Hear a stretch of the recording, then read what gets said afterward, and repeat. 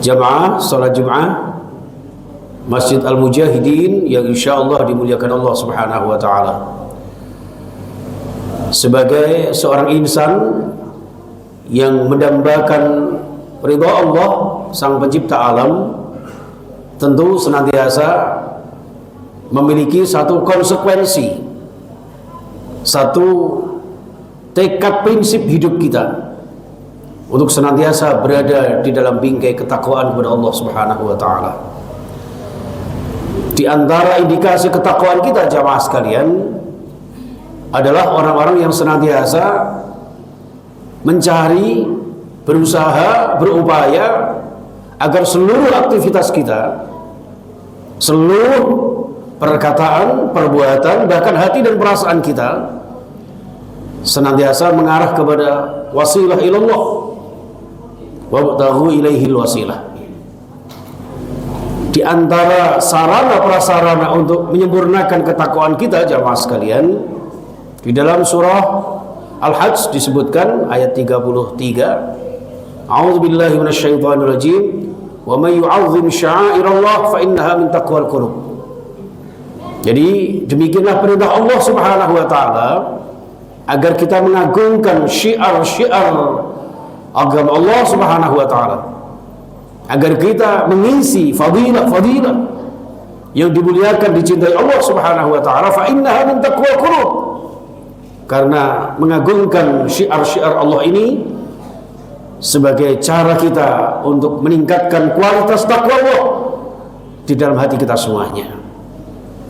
Dan Rasulullah sendiri menegaskan bahwa at-taqwa hahuna, sambil menunjuk 3 kali bahwa takwa ada di dalam hati kita jamaah sekalian.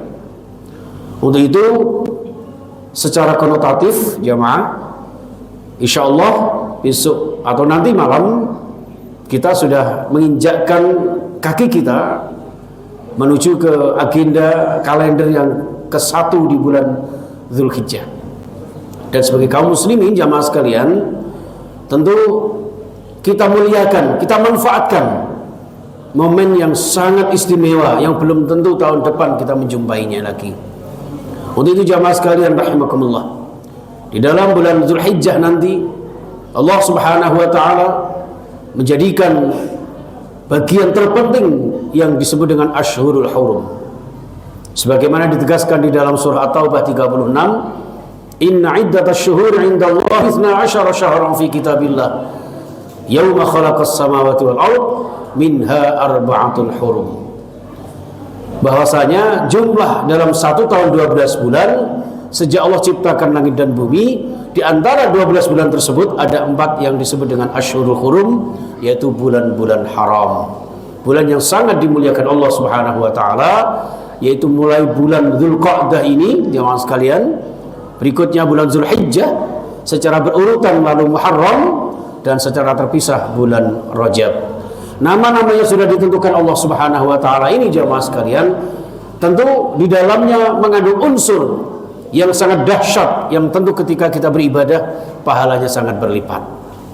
Nah jemaah sekalian rahimakumullah, tidak terkecuali bulan Dzulhijjah. Bahkan di bulan Dzulhijjah ini jemaah sekalian, Rasulullah dalam hadis sahih rawahu jamaah, beliau bersabda, "Ma min ayyamin ahabbu ila Allah al-amalu shalih min hadhil ayyam al-ashr." Tidak ada amaliyah, tidak ada aktivitas amal perbuatan ibadah kita yang paling dicintai Allah, yang paling disukai Allah kecuali 10 hari pertama di bulan ini, yakni bulan Dzulhijjah. Oleh karena itu dalam riwayat yang lain disebutkan, maka silahkan fa'aksiru al-dzikra, perbanyak zikir, bitahlil wa takbir wa tasbih wa tahmid, perbanyak kalimah-kalimah thayyibah, perbanyak zikrullah, membaca tahlil, takbir dan tahmid untuk mengagungkan asma Allah Subhanahu wa taala. Indikasi keistimewaan Dzulhijjah berikutnya adalah bahwa Dzulhijjah ini puncak ibadah haji, puncak di mana al-hajju Arafah. Betapa padang mahsyar secara miniatur digambarkan Allah Subhanahu wa taala, nampak tilas Nabiullah Ibrahim alaihissalam untuk kemudian menunaikan ibadah haji yang intinya adalah wukuf di padang Arafah. Dan jamaah sekalian rahimakumullah, maka umrah dan haji yang diharapkan bagi kita menjadi pembersih dosa-dosa kita jamaah sekalian. Al-umrah ila umrah. Umrah satu dengan umrah berikutnya adalah penebus penghapus dosa-dosa antara keduanya. Wal hajjul mabrur laisa lahu jazaa'un illal jannah. Dan haji mabrur panjenengan insyaallah tidak ada balasan lain selain al-jannah, surga Allah Subhanahu wa taala. Nah, jamaah sekalian rahimakumullah, maka Dzulhijjah ini di samping juga memiliki keistimewaan karena disebut dengan bulan haji, bulan umrah, juga bulan istikmalul Islam.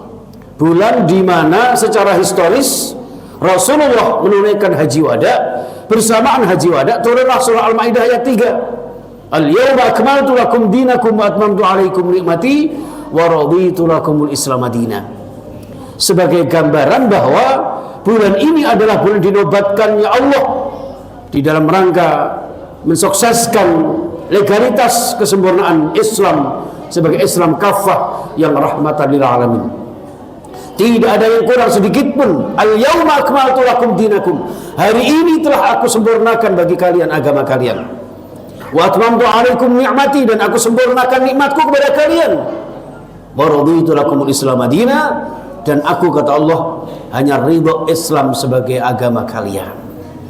Dan ini jamaah sekalian, haji terakhir Rasulullah yang membawa pesan indah di dalam kehidupan kita agar panutan kita Rasulullah yang kita contoh untuk mewujudkan Islam kafah di dalam hidup dan kehidupan kita. Nah, jamaah sekalian rahimakumullah, maka berbagai macam keistimewaan ini jamaah sekalian. Ada juga secara historis kita mencontoh, meneladani dari kisah heroiknya Nabiullah Ibrahim alaihissalam di dalam prosesi penyembelihan kurban yang bukan sekedar binatang ternak seperti yang dianjurkan kepada kita, bahkan seorang anak tercintanya pun dikorbankan demi sami'na wa ata'na kepada Allah Subhanahu wa taala. Dan ini jamaah sekalian rahimah yang kita tahu dan kita ikuti, yang kemudian kita jadikan diri kita sebagai muslim sejati. Islam aslama yuslimu, orang yang tunduk patuh berserah diri kepada Allah Subhanahu wa taala. Ketika kita mengagungkan asma Allah dengan takbiratul ihram, maka takbiratul ihram adalah penghalang, pembatas, pembingkai diri kita. Ketika kita berhadapan dengan Allah Subhanahu wa taala, sinalah semua selain Allah. Kita kesampingkan semua selain Allah. Yang ada hanyalah kebesaran Allah Subhanahu wa taala. Dan ini ketika terjadi dalam hidup kita jamaah sekalian, betapa manisnya iman telah ada di dalam hidup dan kehidupan kita.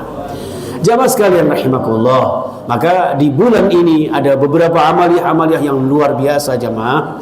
Antara lain Masya Allah, bagi jamaah kita, para haji kita yang sudah berbondong-bondong menuju ke tanah suci Makkah Madinah, ada yang nafar awal, nafar sani, ada yang berbagai macam kloter. Masya Allah, kita doakan mudah-mudahan sehat, lancar semuanya, pulang membawa haji yang mabrur jamaah sekalian. Dan panjenengan semua insya Allah dengan harapan, dengan niatan sesungguh-sungguhnya, setidak-tidaknya bisa umrah, syukur-syukur bisa ibadah haji. Karena haji adalah penyempurnaan rukun Islam kita. Kalau kita tidak yakin bahwa Islam ini ada rukun Islam haji, maka sama halnya dengan kita hanya mengakui rukun Islam hanya 4. Untuk itu jamaah sekalian, siapapun kita, apapun profesi kita, berapapun penghasilan kita, wajib bagi kita untuk niat menunaikan ibadah haji sebagai penyempurnaan rukun Islam yang sejati.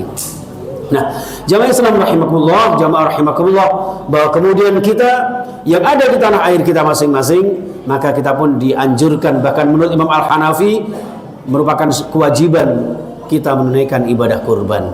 Dalilnya adalah fasolli li rabbika wanhar. Kalimatnya adalah fi'il amar, kata kerja, kata perintah. Kalau perintah konotasinya adalah kewajiban jamaah sekalian. Maka ketika kita tidak menunaikan padahal punya kemampuan, berdosalah kita. Maka di dalam hadis yang sangat mendukung ayat ini adalah hadis riwayat jamaah mengatakan, man kana lahu sa'atun falam yudhi fala yuqarribanna musallana. Barang siapa yang memiliki kemampuan untuk menunaikan ibadah kurban tapi tidak ada hasrat untuk menunaikan, maka jangan sekali-kali mendekati tempat sholat kami, kata Rasulullah SAW. Untuk itu jamaah sekalian rahimakumullah, kita korbankan harta benda kita agar nanti diganti Allah yang lebih barakah tentunya. agar kita menghilangkan sifat-sifat kebinatangan dengan menyembelih kurban itu. Karena Rasulullah SAW bersabda, tidak ada satu amalan anak Adam yang paling dekat dengan Allah, yang paling dicintai Allah min ighraqid dam, daripada mengalirkan darah binatang kurban di hari raya Idul Adha. Inilah jamaah sekalian rahimakumullah, dikatakan kurban itu sendiri artinya adalah taqarruban ilallah, untuk semata-mata semakin dekat dengan Allah atau semakin didekati oleh Allah Subhanahu wa taala. Betapa indahnya hidup kita jamaah sekalian, andaikan kita memiliki jiwa-jiwa yang indah mutmainnah seperti digambarkan di akhir surah Al-Fajr, ya ayyatuhan nafsul mutmainnah, jiwa-jiwa yang mutmainnah yang diindikasikan dari sebuah prosesi kehidupan dengan zikrullah, dengan mengikuti ajaran-ajaran, aturan-aturan, tuntunan-tuntunan Allah, maka kemudian menjadi irji'i ila rabbiki radiyatan mardiyah, orang-orang yang selalu mengembalikan kehidupannya kepada Allah Subhanahu wa taala, ridha terhadap takdir Allah, maka Allah pun ridha terhadap diri kita. Maka kemudian layak fadkhuli fi ibadi, dimasukkan dalam golongan hamba Allah yang kemudian sepantasnya panjenengan wadkhuli jannati, masuk surga Allah Subhanahu wa taala.